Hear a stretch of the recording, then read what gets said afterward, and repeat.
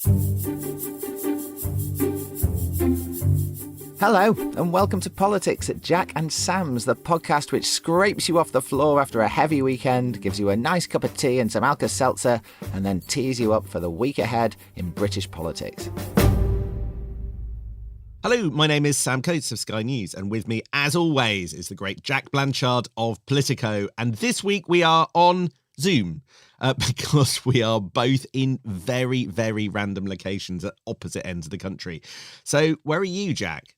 So I'm up north at my brother's house in his spare room because after this podcast has been recorded, Sam, on Sunday afternoon, we're headed to Anfield, a place I'm sure you've never heard of, to say farewell to Jurgen Klopp. And if I'm looking a little bit tired, that's because we stayed up till after midnight watching the boxing last night. Sam, you've got a different reason to be tired today. Just tell us what's going on with you. We live very different lives. That's because I've been up since 5, getting ready for the Hackney Half Marathon. You'll remember I entered just over a week ago. I've done almost no training. I've done all the easy bits. I've eaten the pasta and I'm sucking on these rather revolting gels. I just haven't done much training.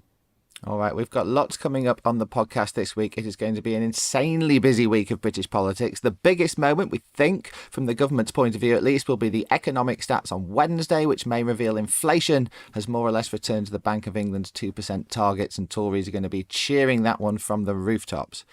The other thing dominating this week, actually, is going to be public inquiries. We've got a lot of them. We've got the final report from the infected blood inquiry on Monday, and that's going to dominate, I think, the news for a couple of days. We get Paula Venables, the old post office boss, at the post office inquiry from Wednesday. And then on Thursday, already conveniently a busy day, the Cabinet Secretary Simon Case finally makes an appearance at the COVID inquiry in London. All big moments for us to get into on this podcast. But Jack, how did we do last week? I think it's a mixed picture last week, Sam. We said that foreign affairs might overshadow the week, given the situations in Rafah and Kharkiv, and that didn't really happen, to be honest, which is a good thing. I mean, that again could happen this week, but I think if there was a foreign story that dominated, it was Georgia, in a funny way. Exactly, and we certainly didn't see that coming. We talked about Rishi Sunak's focus on defence and security and Jeremy Hunt's big economy speech on Friday, but we missed the fact that Labour will be launching these pledge cards on Thursday in that big event down in Essex, and I think that really gave the week much more of a sort of election campaigny feel than I think either of us anticipated last Sunday. And I think that reflects something that we're going to find, which is that parties actually keep their campaign events, as opposed to sort of government announcements, much, much more under wraps and sometimes plan them at much more short notice. You're right, it felt like the first week of a sort of trial week of the election campaign last week, with Keir Starmer's pledges, Rishi Sunak worrying about everything. I did think, Jack, watching, if that's a forerunner for the election campaign, it's hard to imagine weeks like last week actually changing minds. There was a lot of back and forth. It was quite exhausting, but I'm not quite sure that it really changed the price of fish. The most consequential thing of the last few days feels like the sudden surprise late Saturday night announcement of the departure of Chris Heaton-Harris at the next election. He's the Northern Ireland secretary. He's announced he's standing down as an MP. Often that means that, you know, people that stand down next election have to leave their cabinet posts pretty soon. Does that mean we're going to get an imminent reshuffle or reshufflette? Or are they going to announce that Northern Ireland is a special exception and let him stay in the job? That's one wrinkle that we'll find out about in the next 48 hours or so. Yeah, because of course otherwise you're going to have the cabinet standing up saying vote for us, our big plan going into the election, and then at least one of them is actually not going to be there, which is maybe not the best look. But anyway, let's get on with the podcast, because in Downing Street Diary this weekend there is a huge red ring circled around Wednesday morning when the Office for National Statistics releases its monthly inflation data. Inflation, or at least CPI inflation, of course, was at a peak of 11.1% when Rishi Sunak came to power back in October 2022. It's been falling pretty steadily ever since, with a few blips. It currently sits at 3.2%, and on Wednesday at 7 a.m. we'll get the data for April. And the hope, or expectation, honestly, in government is it's finally going to hit the Bank of England's 2% target, essentially the place where it's meant to be if the economy is running smoothly. Let's just start by hearing from the guru. That's Sky's economics editor, Ed Conway, who I asked to send us what he thinks about this on a voice note. So it's the inflation numbers. on Wednesday. And if the government was looking for, a sequence of different events that could give some signal that the economy was doing pretty well and everything was going their way, then actually you couldn't really ask better than what we've had in the past few weeks, which is to say you had the Bank of England saying interest rates are probably coming down quite soon. You've got the GDP numbers, gross domestic product, came in much better than expected. The UK out of recession with a bang. Well, now you have the inflation figures. They're coming out. It's the numbers for April, and a lot of economists think they're going to get down to 2%, which is, of course, the Bank of England's target. So there's a sense that kind of normality is starting to return to the economy. The problem is they're going to bounce back a little bit after that, but not that high, to about kind of 3% or so. Sky's Ed Conway there. Now, one person in government, Jack, was bold enough to say that they thought it was going to come in, inflation was going to come in at 2.2% on Wednesday. So we'll see if that's right. Whatever it is around there, if that's what it is, I think the government are going to argue that they are back to normal. So they're going to use this argument. Pre-pandemic, in sort of like the 10 years before the pandemic, the what's known as standard deviation around 2% was about 1%. So in other words, anything within sort of 1% in that range is not going to be regarded as a problem. So they think that they can say this is back to normal times at last. So inflation is all about prices rising, but they're going to be rising at a slightly slower rate. And the things rising at the slowest rate of all are food and commodities, or in other words, petrol. And they're pretty happy about that in government because that's the metric they think people really feel. That the things that are a bit stickier, like services, don't really hit your pocket instantly in quite the same way. Now, as Ed was mentioning, the big question then is whether or not the Bank of England act immediately and reduce the interest rates from the 16-year high of 5.25% when they have their next meeting on June the 20th. But there are signs it might not happen straight away. The Bank of England look at underlying data, things like wages, and there have been members of the Monetary Policy Committee like Megan Green warning that the kind of sticky combination of low growth and underlying high inflation is problematic. And there is this expectation that inflation will start to rise again when all those energy price drops kind of fall out of the comparisons.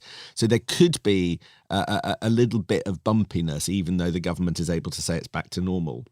Nevertheless, do expect both Rishi Sunak and Jeremy Hunt out and about on Wednesday.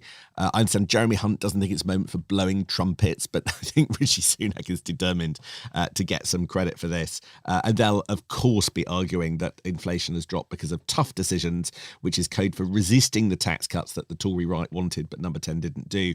Meanwhile, Rachel Reeves, the Shadow Chancellor, will try and pre-butt all of this on Monday and argue that people are just worse off after 14 years of a Conservative government. Yeah, I mean, if you're the Tory government 20 odd points behind the polls in an election year, I think you need to blow every little trumpet you can possibly find because, of course, the core Tory argument going into this election is going to be stick with our plan, it is working. Now, that has sounded rather bonkers, frankly, for some of the time they've been making that argument, but the hope is within the government that it is starting to become true now, and that if, inflation starts to feel normal, then interest rates starting to come down, and suddenly they've got some evidence that the plan, if it is a plan, is indeed working. The other thing that's going to help this week, Sam, you heard Ed Conway there mentioning the energy price cap. Well, on Friday that should come down again as well, or at least that's the expectation. We're getting an announcement from Ofgem at 7 a.m. on Friday, and the expectation is that will fall by another £100 or so to its lowest level in 2 years. So again, although energy bills remain high, they're headed in the direction the government wants them to be, and it allows Rishi Sunak to make this argument that the economic picture is improving under his watch. But it is not a completely clean picture for the government this week because their old friends, the IMF, International Monetary Fund, are in town for their annual press conference about the UK economy. And as sure as night follows day, the IMF have got into a cycle of saying pretty disobliging things about the government and in turn that they've become something of a favoured whipping boy for some Conservatives. So it's a hate-hate relationship there, it seems. The IMF have tended to pick up on a couple of things in the past. Firstly, that the spending plans that the Tories have sort of inked in for the next few years, they say don't look terribly sustainable. the Chancellor says he's committed to these kind of quite low levels of spending or small levels of small raises in the years to come. And that he thinks that they are deliverable. And funnily enough, in the Sunday papers, I could see him saying that, he was pretty confident he had a plan for efficiency savings, rolling out a sort of method of saving money that they deployed in the NHS at the budget in future spending reviews in other departments. So they're claiming they've got a plan for cracking down on the government budgets. But in truth, Jack, this is also tricky for both big parties, because you can't exactly expect Labour to come out and say that they think that spending plans are too low in the years to come, because as far as we can tell, more or less, Labour is committed to matching them at the moment going into the campaign as it stands. There's another argument the IMF used, which I think Labour might be slightly more keen on amplifying, and that's that the tax cuts that clearly this government want to introduce yet more cuts to national insurance, that they are unaffordable. IMF a year ago was warning about just too much tax cuts, whether it was right for the economy, whether or not it would put too much pressure on public services. So maybe that will be a theme of Tuesday's IMF press conference as well. Yet more tax cuts are actually being talked about, this time for small business, if there's a September fiscal event in the Sunday Times, I noticed this weekend. Now, the improving economy is not the only thing the government wants to talk about this week, Sam. Every week seems to be campaign week now, so you can expect them to try and touch on all the core Tory messages. Apparently, Mel Stride is thinking of making a speech in a job centre on Tuesday. He's the Work and Pension Secretary. Clearly, the government keen to talk about welfare reform. But much bigger than that, we think Tuesday, we're going to see Rishi Sunak himself making a flying visit to Vienna for talks with the Austrian Chancellor. And as far as I can see, Sam, the only real point of this trip is to do some politicking back home in the UK on illegal migration. Austria, like Italy, has a leadership which talks very tough on migration, and so Rishi Sunak feels he has friends there. And the message number 10 is keen to push is that what was once seen as this outlandish idea of sending illegal migrants to a different country, in our case Rwanda, is actually gaining some traction with parties around Europe now, and Britain is not the outlier it once was. No, it's really interesting what's happening on this. Austria is working together with Italy, which is quite a close UK ally now. You might remember from our EU membership days, the EPP, the European People's Party, the grouping that the Tories used to be in but left. So resettling migrants to third countries actually is part of their election manifesto platform. So that'll apply to centre-right parties all across Europe. Denmark has passed a law to resettle asylum seekers in third countries.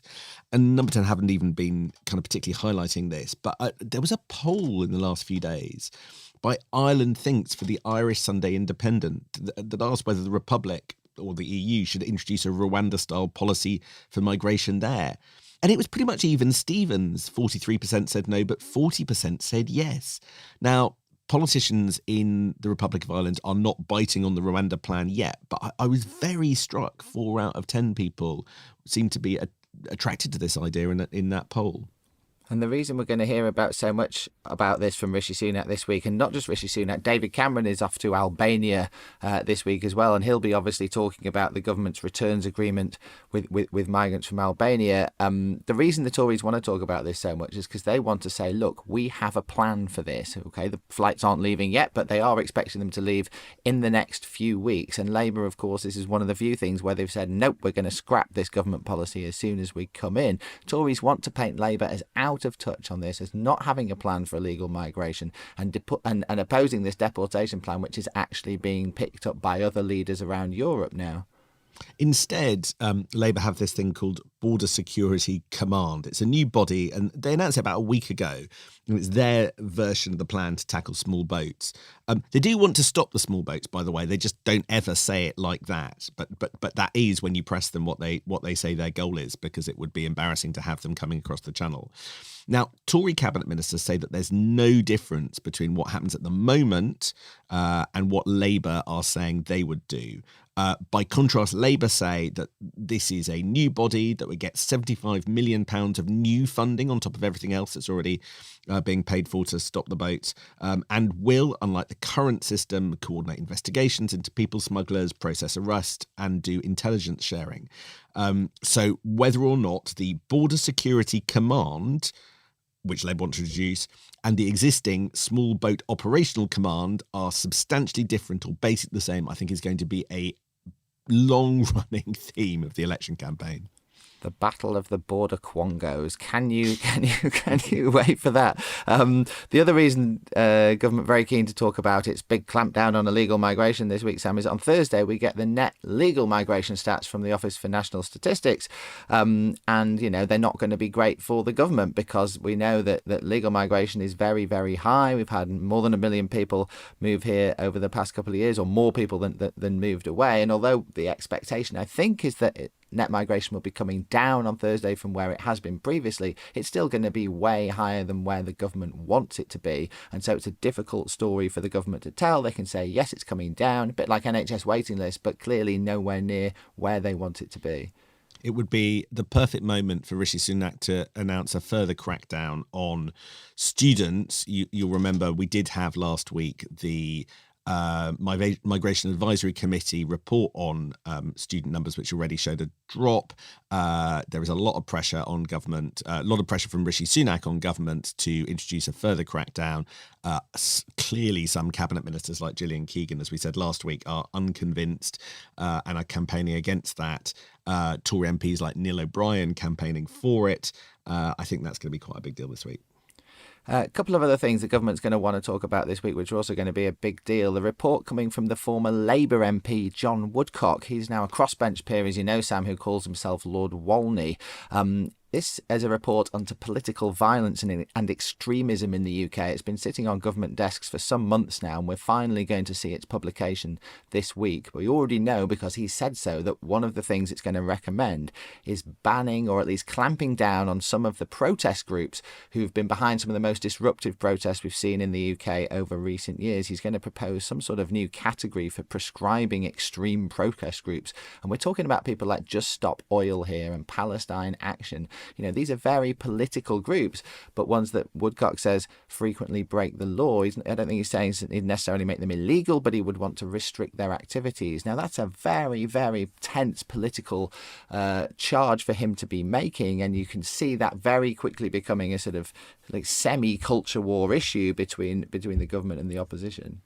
Grant Shapps sounding open to that, I thought, on the Sunday morning programmes this week. The Home Office also looking at changing the Public Order Act to possibly make it easier for police to ban those marches, pro-Palestinian marches that have been going on at the weekends. Essentially, at the moment, they can be banned if they cause cumulative disruption. But the Sunday Telegraph says this week that they're looking at changing what counts as disruption. But I'd venture, Jack, it's hard to imagine out-and-out bans being introduced at this point, however much the pressure. The government has resisted using their powers so far, wanting to blame the Met. In some ways, that's convenient for everybody, and I wonder whether that continues. Far less politically explosive, but something that's very personally important to Rishi Sunak that's also happening this week is an AI safety summit in Seoul in South Korea. Now, this is the follow-up summit to that inaugural summit organised by Rishi Sunak himself, Sam, at Bletchley Park late last year. You remember the one where he interviewed Elon Musk by a fireplace, and I seem to remember getting very excited on Sky TV. Oh gosh, didn't it just? I mean, it was a bizarre event, and he looked like he was sucking up to Elon Musk. It was weird. Rishi Sunak's obviously very invested in this whole AI safety agenda because of that, and he needs these summits, or this process of summits, to be a success and not just fizzle out. This is his baby, so he will sort of co-host this summit, even though it's in South Korea. He's doing it online, and so world leaders will meet on the first day of it, that's Tuesday, and sign some sort of Seoul declaration to reiterate their commitment to responsible AI. Couldn't they just send an AI Rishi Sunak to do it? Maybe that'd be easier. I'm sure they could get the AI to write the Seoul Declaration at the very least. Michelle Donnellan, the science secretary, is going to be over in Korea in person, or at least maybe in hologram form. I don't know, but that there's going to be a broader chat of ministers the following day. There's one big problem though for Rishi Sunak, Sam. His focus of that summit last year was almost entirely on what they call the doomsday risk from AI, that sort of Terminator, killer robots taking over the world sort of stuff. 6 months on from his big focus on that, it's not really clear the world is totally focused on that anymore. The South Koreans, who are hosting this one, want the new summit to be much more expansive, discussing AI inclusivity and fairness and less sort of dramatic issues. And all the tech companies who Sunak said or thought had signed up to his big idea in November, which was handing over their new AI tech for safety testing before they release it, they're not really playing ball. 6 months on, we see that most of them are just carrying on as they were before. There's one or two who are doing it a bit, but it really hasn't worked out the way it was presented at that summit. And at the same time, AI safety is now being discussed at the G7, at the G20. We saw America and China having their own sort of mini summit or set of summits in Geneva last week to discuss this. And there's a sense that, the big pizzazz we saw at Bletchley Park last November hasn't quite turned out to be the world-leading moment that perhaps Downing Street were keen to present it as. I do wonder whether Rishi Sunak might end up focusing a little bit more at some point in the near-ish future on this issue, maybe uniquely focusing on this issue in the near future. Anyway, Don't know what you mean. We probably ought to talk about the Labour Party too. After their, I can't believe it's not a pledge card launch last Thursday, apparently they're going to largely push on each of those different 6 first steps. So expect to see each shadow cabinet who's got a mission out at some point, pressing home the detail on that. And as I mentioned, Rachel Reeves is first out of the traps on Monday, looking ahead to the inflation data. It was interesting. We had Wes Streeting on the Sunday morning shows. Notably, one of the pledges on that pledge card is to bring down waiting lists with 40,000 new appointments every week. Keir Starmer didn't put a time frame on that, but Wes Streeting, speaking to Trevor Phillips, actually said he thought that they could get to the 40,000 new appointments a week in the first year of a Labour government. So just a little bit more detail there. There's one other thing that Labour might be keen to keep talking about this week, which is the early release of prisoners. Of course, we saw that come up quite explosively last week. Well, this coming Thursday, this week, is the day the new extended early release scheme actually kicks in. And of course, this is a terrible look for the Tories in an election year, a party that's always been keen to present itself as the party of law and order, having to let offenders out early. It was announced back in October. This was only supposed to be 18 days early for each prisoner. Suddenly it was 2 months, and now it's going to be 70 days early for each prisoner as of this Thursday. It's an absolute gift for the Labour Party, and one you can understand why Keir Starmer wants to talk about it. There is a but on this though, Sam, and the but is this is probably going to be Labour's problem to deal with in a few months if they do win the election, and it's not going to get any easier. You don't build prisons overnight. It takes years and years and years. And really what the government has announced so far is a very short-term fix to stop the prisons literally overflowing. What is Labour going to do when they come in about this problem without looking, or at least risk looking soft on crime and all those things that's been thrown at Labour in the past? But it does come back to the Tories much more imminently, because you've got a sentencing bill which is winding its way through the Commons. That, like the criminal justice bill, seems to have been pushed off. Controversial legislation was expected before the half-term winter break, but it's all disappeared and pushed to the other side. I think they are worried about rebellions on specifically this on the Tory benches. One tiny last thing to watch out for in Labour land this week. Monday is the deadline for applications to be the candidate in the seat of, drumroll, Islington North, which of course is Jeremy Corbyn's seat, the former Labour leader. Paul Mason, the former Channel 4 news correspondent, is one of those who have applied. There's names are still coming in, I'm sure. There is an interesting question about whether Jeremy Corbyn himself is going to apply to be the candidate, which apparently he can do, even though he's been suspended by the party. Pretty clear he wouldn't be selected as the candidate. The party wouldn't let him onto the shortlist, but that some people around him think it'd be a good idea for him to put himself forward just so he can show his supporters that he's been blocked by the party. Either way, we should get a short list of candidates to be Labour MP in Islington North sometime later this week. We'll get a final decision on who the candidate is by the end of the month. That's it for this bit. Coming up in part 2, it's Inquiry Week. We'll be looking at the infected blood report into what happened in that scandal, the post office scandal, and our old friend Simon Case appears in public. I'm off to do some stretches. Just before we go to the break, Jack, I was looking at the donations. You don't seem to have given me any money for my run. Do you think you can do that during the break? Unfortunately, I've got to go to a football match today, so I'm not sure. Yes, of course I will, Sam. Of course I will. I can't believe you're checking up on me like this. Yes. Money coming your way. You'll deserve it, I'm sure. Very good. We'll see whether Jack did it after the break. Welcome back, and I'm going to trust that Jack did make that donation. But first, for those of you who enjoy the great British spectacle, which is the public inquiry, you're in for a real treat this week as we get not one, not two, but three big moments unfolding. The first comes on Monday lunchtime when the former judge Sir Brian Langstaff unveils the final report of the public inquiry into the infected blood scandal. Grant Shapps was out and about on Sunday morning saying, look, this has all been too slow, it's all taken too long, and we can expect this to dominate the news for a couple of days.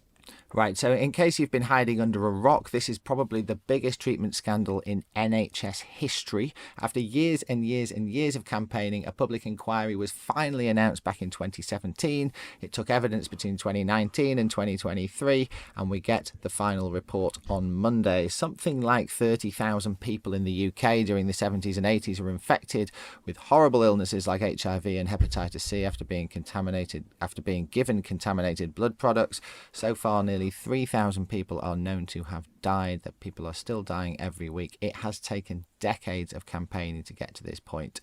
In 2022, the government did make some interim payments of compensation of £100,000 each to about 4,000 surviving victims, but we're still waiting on a much bigger final compensation package taking in many more people, and the expectation both inside and outside of government is that this is going to run into billions and billions of pounds.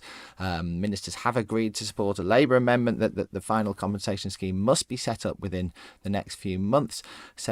But the government has been waiting for this final report before announcing what they're going to do. That is where we are right now.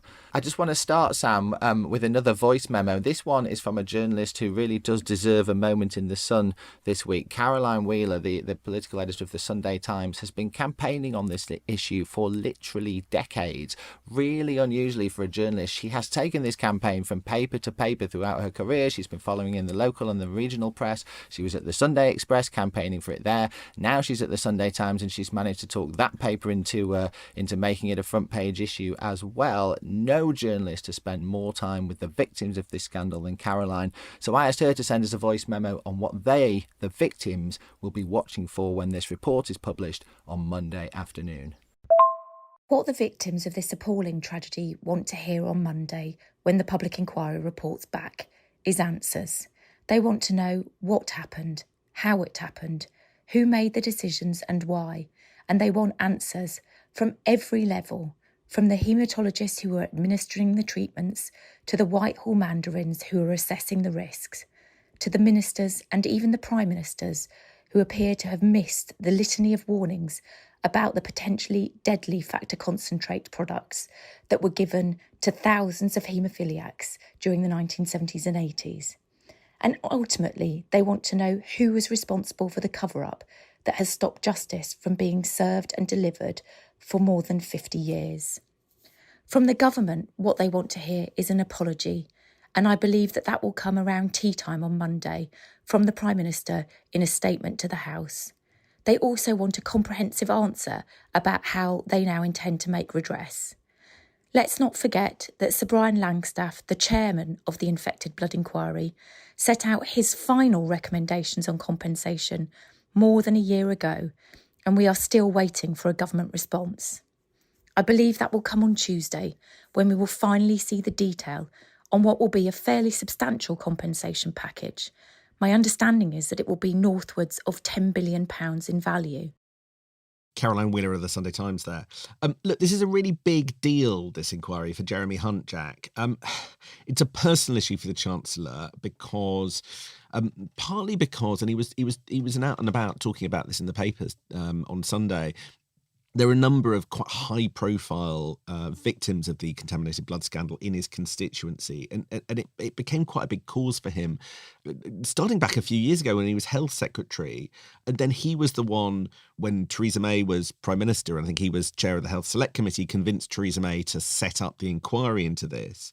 And he has been the one who has pushing Rishi Sunak to deal with this and deal with it decisively now that he's in the Treasury. And I mean, it's sort of serendipity that he's ended up in the job that can probably make the most difference to those who are affected, as well as those who were infected by this by contaminated blood. I'd expect the compensation package to be north of £10 billion.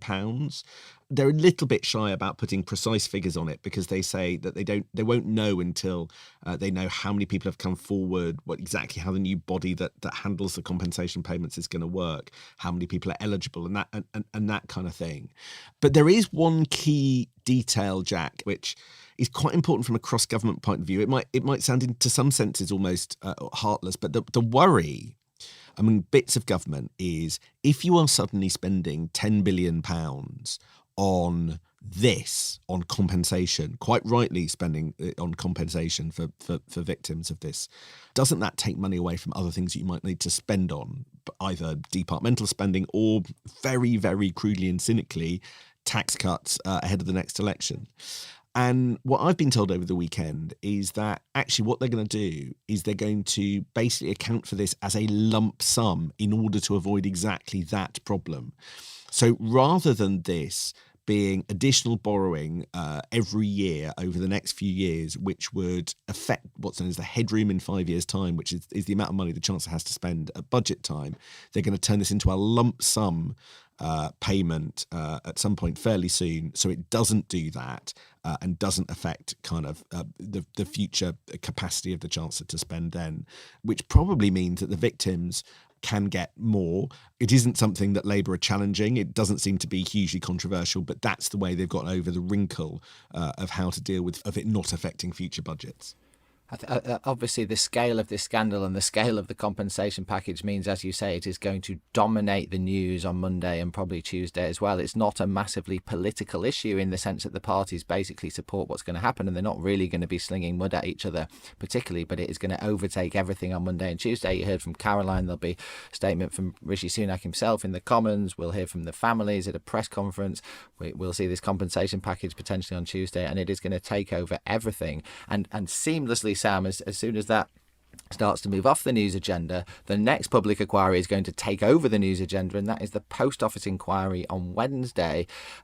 Paula Venables, the former chief executive and the woman very much lambasted in that famous now ITV drama about her conduct, is finally going to be taking the witness stand Wednesday, Thursday, Friday at the Post Office inquiry, a very long awaited moment. Now, again, this isn't really a very political thing in itself. You know, other ministers have been dragged into this, or former ministers have been dragged into this scandal, not least Ed Davey, the Lib Dem minister. But you do feel like this week it's going to be very much about Paula Venables herself and her own conduct, which is less of a political issue, but it is going to drown out everything else on Wednesday and potentially on subsequent days as well, because you can just imagine the wall-to-wall coverage, all the people that followed that ITV drama so closely and feel so invested in this horrible scandal will be very keen to say what Paula Venables has to say for herself.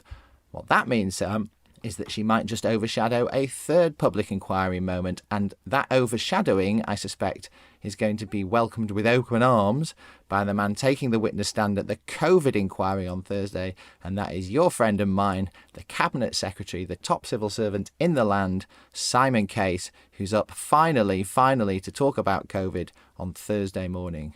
The lesser spotted Cabinet Secretary is back, and it's going to be great to see him in person, because he was off, as Politico revealed, for much of the autumn, and he's been in and out of meetings, focusing on some specific jobs and not others.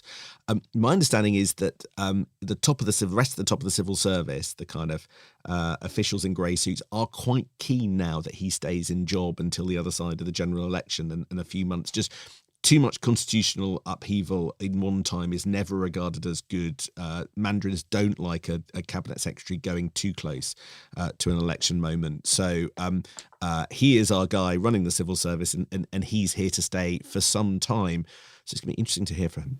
Yeah, it certainly is. He has been the great survivor of untold number of scandals in Downing Street. He just seems to keep coming out the other side. So I'm not surprised to hear he'll survive to the election and sometime beyond. Simon Case, of course, was meant to give evidence at the COVID inquiry back in October, at the same time as those other big Downing Street figures like Dominic Cummings and Lee Kane. And there was so much chatter about this inquiry at that time. It was front page news every day. And Simon Case going into the inquiry at that point, had he done so, would have been all about him. The story would have been all about him because of some of the WhatsApp messages we saw him being involved in. Instead, he went off sick, which is obviously very unfortunate for him, but the timing has proved to be extraordinarily fortuitous for him, I would say, because now he comes back to do it. Now the sort of show has moved on. People are not talking about the COVID inquiry. They're talking about these other big public inquiries instead. And suddenly Simon Case is not going to be front page news this week, you suspect, which will suit him down to the ground, because let's not forget, some of the message exchanges our Cabinet Secretary was involved in during that time that we have now seen were absolutely extraordinary. Nothing like we've ever seen from the most senior civil servant in the land. Let's just refresh our memories, Sam, and Mr. Case's memory about some of the things he was saying to his colleagues during the COVID inquiry. He was complaining about the Prime Minister, comparing him to Trump and Bolsonaro, describing him as mad and dangerous, saying that Boris Johnson was nationally distrusted, saying he was making government impossible. Simon Case wrote that the Prime Minister's wife, Carrie Johnson, appeared to be the real person in charge of the government. And when asked what would happen at a meeting, he said, whatever Carrie cares about, I guess. Describing the Downing Street where he, Simon Case, was working, he described the place as just insane, with zero discipline. He lambasted his weak team. He described the government as a terrible, tragic joke. And he said he'd never seen a bunch of people less well equipped to run a country than those in Downing Street at the time of that enormous crisis. So, of course, he's the person that oversees those people and in many cases those appointments. Indeed. So quite a few things for the COVID inquiry to discuss with Simon Case. He will, of course, want to play all of this down as much as he can, try and say, oh, well, it was a very stressful time and these were private messages. I never thought anyone would see them, all of which is true, by the way. But my goodness, did it give us a window into the brain of Britain's top civil servant who would normally never give away anything about how he's feeling to anyone. Dysfunction writ large. So for those of you still paying attention to the COVID inquiry, Thursday should be an interesting day, to say the least. One more quick thing. We've got yet another UK political leader in trouble. I mean, my goodness, the half-life of political leaders in Britain and indeed Northern Ireland seems to be getting shorter and shorter. This, of course, is about Vaughan Gething, the First Minister of Wales, who also happens to be Europe's first black leader of a government. Now, he's been under some pressure ever since he accepted a £200,000 donation for his leadership campaign from a company owned by a man twice convicted of environmental offences. But the real immediate trigger of the crisis was his sacking last Thursday of one of his Labour ministers for leaking text messages to the media. And within 24 hours, the Plaid Cymru had entered a cooperation agreement with the Welsh government, and now everyone's asking whether there's going to be a vote of no confidence in him. And of course, Jack, the Senedd, the Welsh Parliament, is exactly split. There are 30 Labour representatives and 30 opposition representatives. And if it comes and splits exactly like that, the presiding officer, well, they're an opposition figure from Plaid and the deputy is from Labour, and they wouldn't be included. So the vote could be 29-29. As it stands, a presiding officer would always vote, the conventions, they vote for the status quo. So the question is there one Labour representative who will not vote, who will abstain or vote against Vaughan Gethings, thereby ending his first ministership? Jack, what do we think? I mean, I think the expectation is that if there is a vote, then Vaughan Gething would survive that vote this week, because the numbers break down, as you say, and Labour are insisting that they, even though there might be some disgruntlement about his fledgling leadership, they wouldn't actually vote him down, or no one in his party would actually vote him down. Of course, it only takes one to do it. I do think, though, that broadly his leadership is off to an appalling start, and there are some people in Wales who think, he is, medium term in a lot of trouble here, that even if he does survive this week and does survive any vote and no confidence, we may see other ministerial resignations. We may see people starting to circle against him. And so, it's not exactly how he would have dreamed his first few weeks in office to kick off. Let's get on with the week ahead, Sam, because we're nearly out of time. Just talk us very quickly through Monday. infected blood inquiry report published at lunchtime, triggering a whole load of stuff, a statement in the House of Commons, possibly by Rishi Sunak, where he apologises, victims doing a press conference with the Sunday Times. Separately, David Cameron's giving evidence to a House of Lords committee on UK-EU relations, and Julian Assange has his final appeal hearing for his extradition case to the US. We should get a ruling on Monday afternoon, although he could yet appeal to the European courts. It's also the deadline for applications to be Labour candidate in Jeremy Corbyn's seat of Islington North. Tuesday, Rishi Sunak, we think, is probably off to Austria that day. We also think this is the day we'll get Lord Walney's report on political violence, although I know neither of those dates have actually been confirmed. Then Andrew Mitchell, Sam, the Deputy Foreign Secretary. The Deputy Foreign Secretary. He gives evidence at Select Committee on exporting arms to Israel, a very hot topic issue. We've also got David Cameron in the Lords Chamber on Tuesday. And in the Lords later, they'll be voting on the Victims and Prisoners Bill. It could be that the government faces some defeats in that one. And look at this, Sam. Robert Jenrick, your old pal, is speaking at a Bright Blue think tank drinks reception on Tuesday for moderate Tories, where he, a former immigration minister, wants to talk about supporting the aspirations of young people. Now, why would Robert Jenrick be going around moderate Tory think tanks wanting to talk about future aspiration and such, do you think? And which Tory leadership candidate was the Sunday Times referring to when they talked about one of them taking fat-busting drugs to get thin before a leadership contest? I have no idea. The Sunday Times doesn't tell us. We'll have to leave it up to our imaginations. Anyway, on Wednesday, monthly inflation stats at 7. Paula Venables gives evidence, 3 days of evidence to the Post Office inquiry. PMQs at noon, and Cabinet Ministers Mel Stride and Lucy Fraser are both at select committees, along with the head of Ofgem.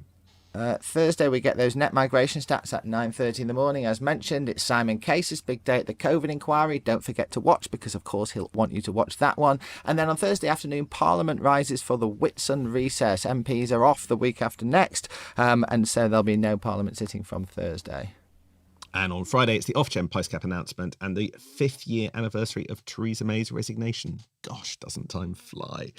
Anyway, next week, we've got, as you just said, parliamentary holidays beginning at the end of the week, which means that we don't have a podcast. Where are you? I am going to Anglesey for the week with my family. I'm going to sunny North Wales, or at least I'm hoping and praying it's going to be sunny in North Wales. I actually spent a couple of years when I was a kid living in Anglesey, and so it's a home from home for me. So yeah, I'm taking the kids up to play around with buckets and spades and catch some crabs and stuff like that. Much as I would enjoy talking to you next Sunday, I'm going to have a much better time with them. Sorry, Sam. That's all right. Well, I'll be recovering because I am right now, as we speak, about to walk the kilometre or so to the start line of the Hackney Half Marathon to basically have a painful endurance test across 21 kilometres and run around the streets of East London, all for Literacy Pirates, a fantastic charity. Let's see whether I emerge and how I emerge at the end of it. Listeners obviously can't see this, but I just have to tell them, we once had Sam Coates recording this podcast from a sauna in Finland, but nothing compares to Sam Coates in his running vest in a podcast studio in Hackney at whatever o'clock in the morning this is, doing stretches and sucking on some sort of like running gel stuff in the middle of talking about the week ahead in British politics. It's a strange profession, this, but good on you, Sam. Well done for doing it. Would you like a little update at the end? I'm going to send you a little update after the race that we can conclude this podcast with. That's a great idea. If you're still alive, definitely please do that. All right, we'll see you a week on Sunday. Thanks very much for listening, and enjoy the half-term break yourselves. Thanks very much.